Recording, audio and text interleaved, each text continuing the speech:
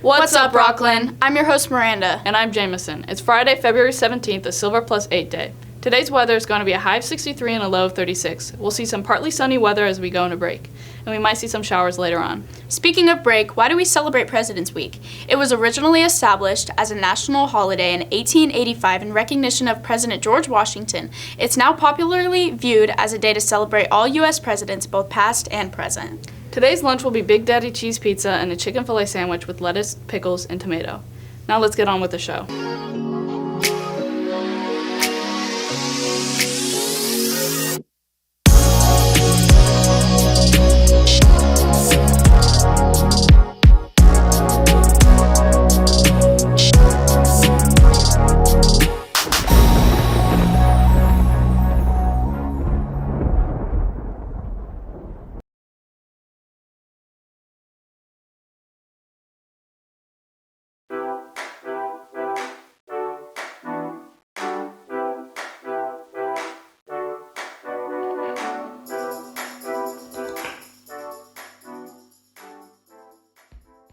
About how this project began. Ms. Jones approached me at the beginning of the school year and was really excited about the homecoming steps we do each year, so she thought maybe we could do the steps for Black History Month.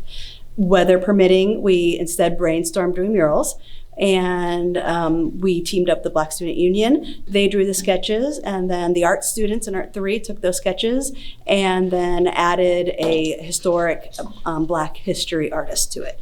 And the rest is history. So we started off with we were separated into 3 groups, so 3 different panels. You got Black History and Month. And so my group had Month, and you have to put the word on there, and then you pick an artist, like a Black artist, that you want to base your banner off of. So my group specifically for Month, you'll notice it's very black and white, and that's because we chose someone named James Lesesne Wells. And he was alive from 1880 to 1980, so 100 years. And during the Great Depression, he wanted Black art to be affordable. So he was huge on printmaking, where you would mass produce a single piece so that it was more affordable for people. So that's why our background is very simplistic, and all the shapes are pretty easy to replicate because we wanted to do a very print-like style like James Lesesne Wells did.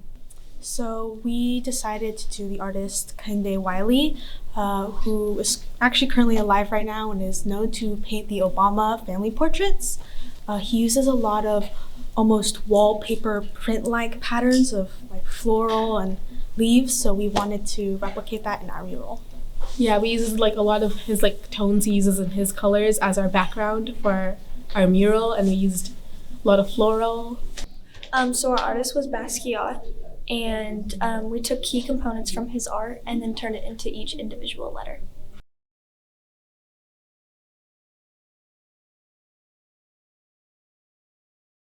Hi, I'm Hannah, and I'm playing Dolly Levi. My name is Jaden Madsen, and I am playing Cornelius Hackle. I'm Vivian, and I'm in the ensemble. I'm Elijah Sanguinetti, and I'm playing Stanley and the Judge. Hello, my name is Roman Camber, and I am playing Barnaby in Hello Dolly. My favorite number in the show is Elegance, just because it's a lot of fun to do. I like the funky rhythms, stuff like that. Motherhood March is really fun, but Hello Dolly is like obviously the best one. I guess we walk down the steps in the red dress. Oh, gotta come see it. Probably dancing. Sunday clothes or the polka, because I'm in the polka, so I'm a little biased. My favorite number is Put On Your Sunday Clothes because it's in the movie WALL-E and it makes me think of the movie. Way out there beyond this hick town, Barnaby, there's a sleigh town, Barnaby. We all get along so well, and we're all like besties, and it's so fun. There's a lot of new people in theater in my cast. For example, Barnaby, he's a freshman, so I'm really proud of just everybody getting used to the theater.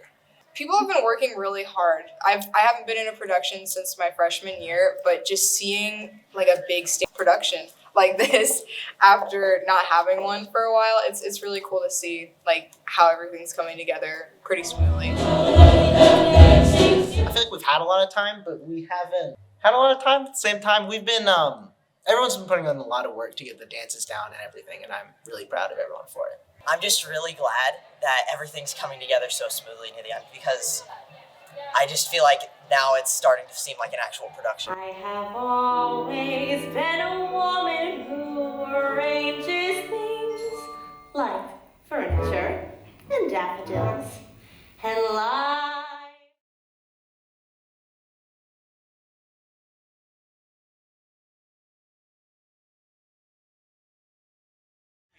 Hi, I'm Mrs. Blankenship, and this is Alyssa Bond, and she is our VAPA Spotlight of the Month. Alyssa started with me in Dance 1 last year, and she worked so hard. She came to me with very little dance experience, but a ton of passion. And she would be the first to class, the last one to leave, practicing on every water break. She was determined to make Dance 4, and she did. So this is Alyssa. So at first, I've always loved dancing, just like in my living room. But then when I found out that it was a PE elective, then it like persuaded me more to just try out and just to see how Dance 1 is. And it was just like, it was an easy level, but to the way where I could still express like my love for dance and still get that PE elective credit. So one thing I would like to add, the reason why she's our VAPA Spotlight is not because she progressed from Dance 1 to Dance 4, which is incredible, but much more important to me is who she is as a person. And she's extremely kind, she's a team player, all the soft skills. She is so passionate, she's helpful, and she's just a very well-rounded dancer who adds so much joy and passion and love to our program, in addition to her dance talent. In Dance 3 and Dance 4, the students have the opportunity to apply to be student directors for our Dance 1, 2, and 3 classes. So I see that being a great avenue for Alyssa, especially as someone who started in Dance 1 and progressed so quickly to Dance 4. She would be a wonderful role model for any student to see that the work is worth it and you can do hard things. You just have to believe in yourself and work hard.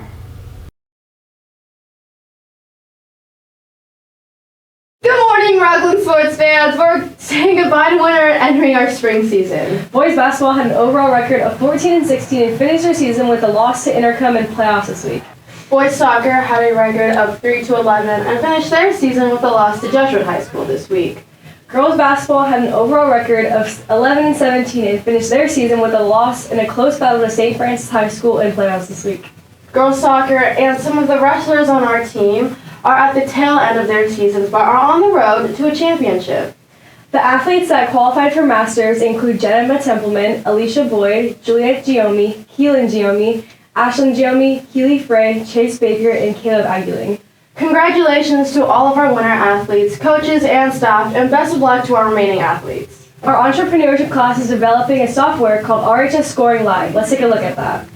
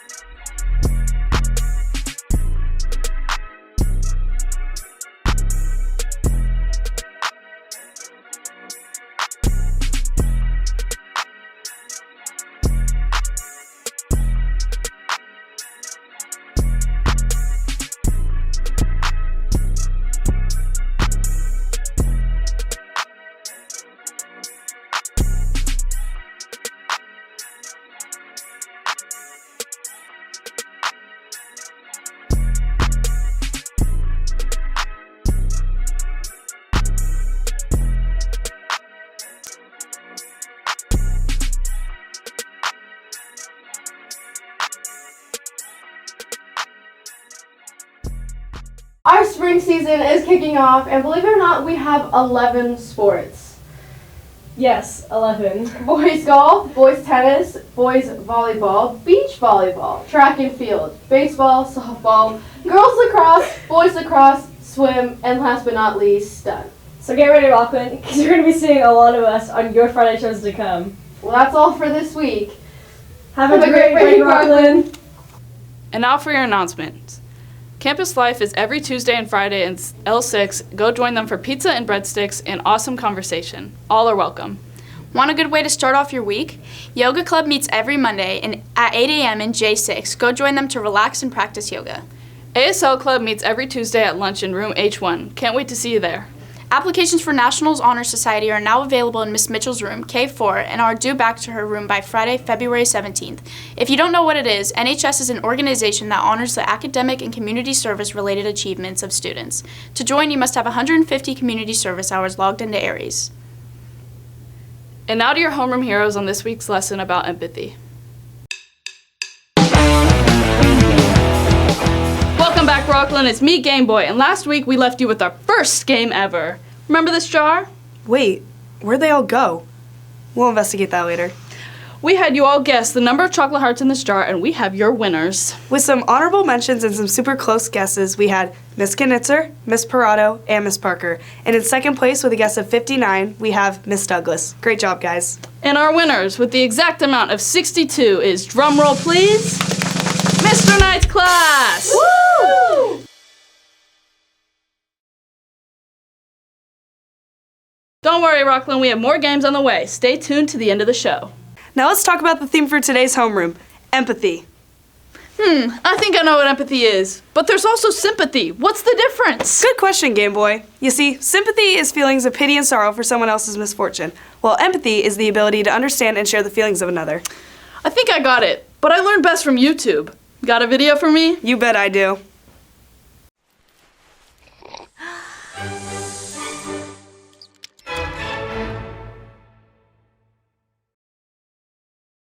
So what is empathy, and why is it very different than sympathy? Empathy fuels connection. Sympathy drives disconnection. Empathy, it's very interesting. Teresa Wiseman is a nursing scholar who studied professions, very diverse professions where empathy is relevant, and came up with 4 qualities of empathy. Perspective taking, the ability to take the perspective of another person or recognize their perspective as their truth. Staying out of judgment, not easy when you enjoy it as much as most of us do. Recognizing emotion in other people and then communicating that. Empathy is feeling with people. And to me, I always think of empathy as this kind of sacred space when someone's kind of in a deep hole and they shout out from the bottom and they say, I'm stuck, it's dark, I'm overwhelmed. And then we look and we say, hey, you climb down.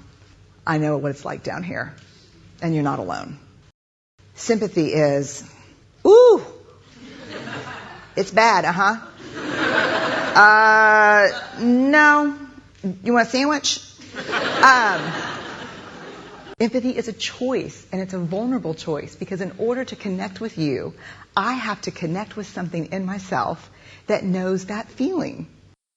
Rarely, if ever, does an empathic response begin with at least. And we do it all the time. Because you know what? Someone just shared something with us that's incredibly painful, and we're trying to silver lining it. I don't think that's a verb, but I'm using it as one. We're trying to put the silver lining around it. So, I had a miscarriage. Oh, at least you know you can get pregnant. I think my marriage is falling apart. At least you have a marriage. John's getting kicked out of school. At least Sarah is an A student.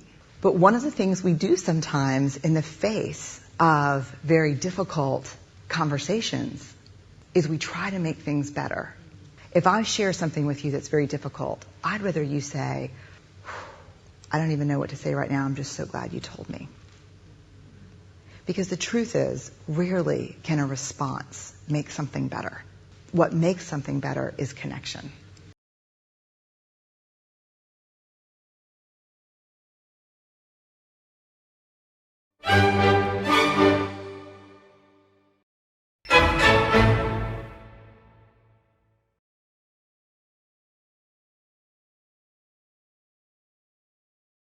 Thundersaurus, you ate all the candies?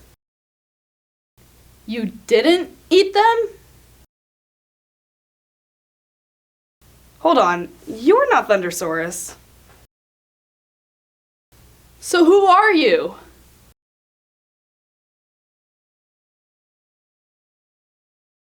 For today's game, you don't have to wait a week to find out the answer. We'll get a winner today. You'll have to do some work to find a super number. That number will come from a scavenger hunt. finding information about the city of Rockland and Rockland High. So teachers, let the students on their Chromebooks and phones for some fast research. All the answers can be found on the internet. Teachers, to make this fair, we'll have Mr. O'Donnell email you all at the same time with all the questions for the scavenger hunt. That time will be 10:20, so take out your devices and work together to find the exact super number. Once you found it, write it down on a piece of paper and have one student quickly bring it to the amphitheater where you'll meet a super celebrity. You only get one chance to guess the number right. The first to arrive with the correct number wins a super sweet surprise.